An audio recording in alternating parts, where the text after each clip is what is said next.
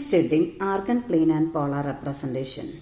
Suppose I am taking a complex number z is equal to x plus iy. We know that its real part is x and imaginary part is y. I can represent each and every complex number in a plane, and each and every complex number can be represented by a unique point, and that point, in this case, the point is x comma y. X is the real part and y is the imaginary part. This xy in the plane, in the xy plane, represents the complex number x is equal to z is equal to x plus iy. Here x lies on the real axis and y lies on the imaginary axis.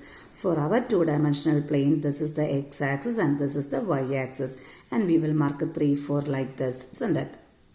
This is the point 3, 4. Same way, to represent a complex number, we have two axes. The x-axis is known by the name here as real axis, and the y-axis is termed as imaginary axis.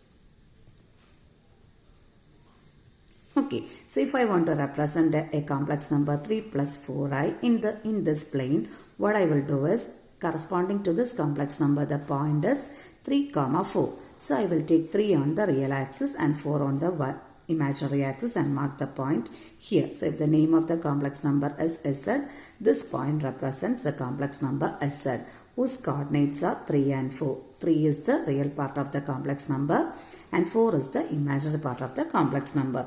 Thus, each and every complex number can be represented by a point in the plane, and the point in which the complex numbers are represented is called argand plane. A-R-G-A-N-D. In argand plane, x-axis, instead of x-axis and y-axis, we are having real axis and imaginary axis, and each and every complex number has a unique representation in the argand plane.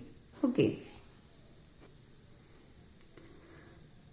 For this point z, this is the origin, isn't it?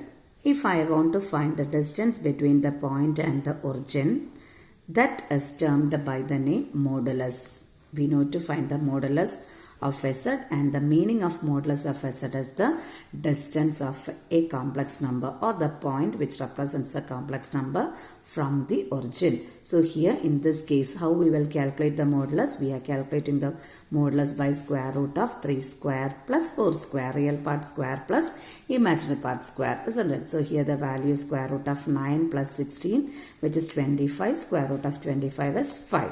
So the distance between the origin and the point is 5 units.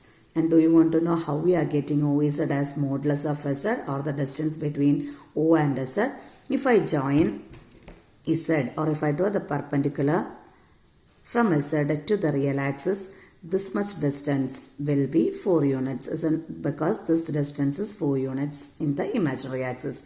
And this distance, we know it is 3 units, isn't it? Now it's a right triangle in which base is 3, altitude is 4, and OZ is the hypotenuse. So by applying Pythagoras theorem, we are getting 3 square plus 4 square. That is how we are getting the formula for the modulus, square root of 3 square plus 4 square. So modulus of a complex number is actually the distance of the point which represents the complex number from the origin.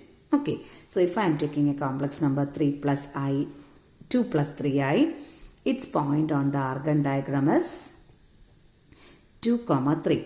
2 is the real part, 3 is the imaginary part, and its modulus will be square root of 2 square plus 3 square. 3 square is 9, 2 square is 4, so square root of 13. 9 plus 4 gives you 13.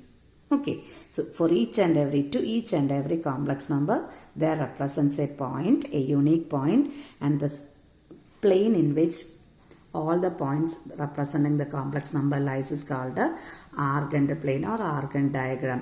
And instead of x-axis and real axis, we are marking it as x-axis and y-axis, we are marking it as real axis and imaginary axis. Clear?